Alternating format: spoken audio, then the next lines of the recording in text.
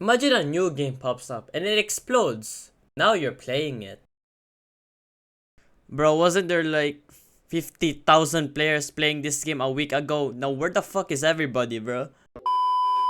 Roblox games. Make one game with passion to the point it stands the test of time, like natural disasters. Oh God, they try to drown me in this hole.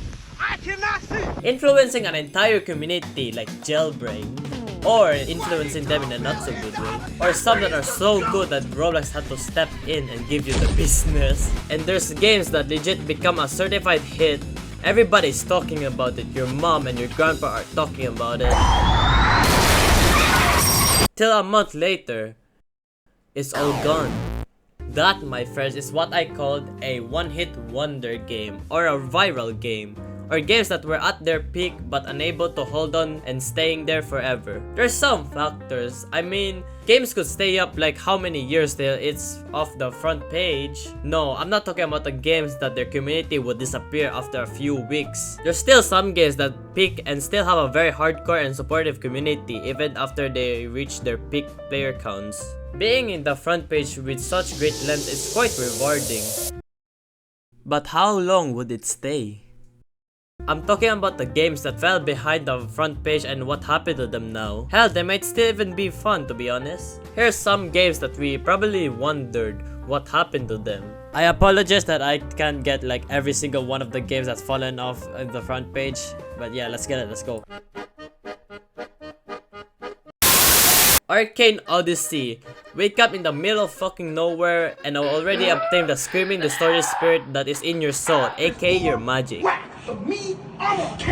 Become the hero of the story or that motherfucker who committed the worst atrocities in human history and responsible for 7 systematic genocides. An open world game composed of explorations and wars. A perfect game for a no-life, with a peak of over 80,000 players upon release. Then it progressively declined in player counts. How? There's quite a few of them. First is the frequent update this game has. It cannot be blamed due to a small development team. Some players may find it too boring and repetitive, cause that's an average RPG game. And those magics and shit that I state is like stepping into Harvard Academy of Dark Arts because it's quite fucking complex, to be honest.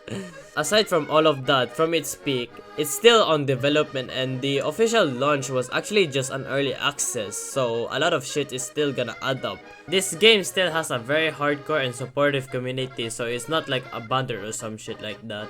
And this game is actually still good. World Zero is another RPG game that stands out from the rest. A fantasy MMORPG. Pick your class, explore, and fucking slaughter 1/3 of the population of some magical creatures and use their blood as achievements to make yourself stronger to conquer and wipe out another species of organisms. Or challenge other people. But hey, they have pets. That's nice. An open world game kinda like Genshin or SAO. There's some boss fights and dungeon missions, and of course, picking which class is the best class in the game. Picking around 40,000 players and now holding on to 2,000 to 3,000 players. Some may say it's kinda grindy from the dungeon systems, which is kind of a recurring reasons for RPG games. Like, of course, you'll see players have like 400 hours of gameplays, and then they spent like 10 hours for a slightly cooler helmet, which goes through another reason, the repetitiveness. That's pretty self-explanatory, to be honest. Aside from all of that, World Zero still has a pretty active community and the devs still update the game, so that's great. By far one of the most unique games in my opinion. Kinda like a hidden gem. You guys cook like old people fuck. And I thought, my god, that came out of the blue. My Restaurant. Oh, it's an interesting one. A restaurant tycoon game developed by Big Games. The same devs that created the entire Pet Simulator series. Where you like collect pets and somehow biology doesn't exist there because you get fucking mammals and eggs. I'm sorry. What the f? You can customize and theme out your restaurants from your vivid and distorted taste because the customers will still roll in. Hire more staff for more proficient workflow of money. Then grind till your restaurant becomes a 10-star cuisine. What a fun game. till it gets repetitive. Since this game is made by big games, you know how good they can be when it comes to money. Of course, it's pay to win.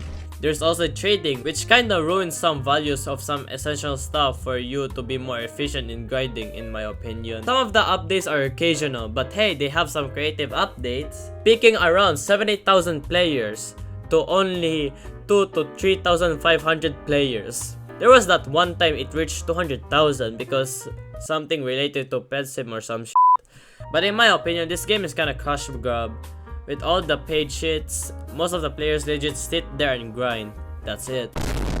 Ninja Legend. This game took over Roblox and dominated the entire simulator genre. I actually used to play this. I was 11, what the fuck do you expect? But holy shit, the grinding was a pain in the ass. I mean, it has some okay features like going to floating islands by defying gravity, PvP like the dual type shit, and the best one, gambling animals. These animals are legit made from another universe, bro. What the fuck are they doing in eggs? But since it's a simulator game, you know how simulator games died down so fast where only the chosen ones can stay on the front page. Yeah, it slowly declined for the next 4 months from almost 170,000 down to 3,000 players due to literally doing the same shit, rebirthing and starting over. And that shit is gonna be played out for after a while. They made a 2021 version, but that shit also went down faster than the last one. Now the devs focus on another game, and it hasn't been updated for almost a year by now.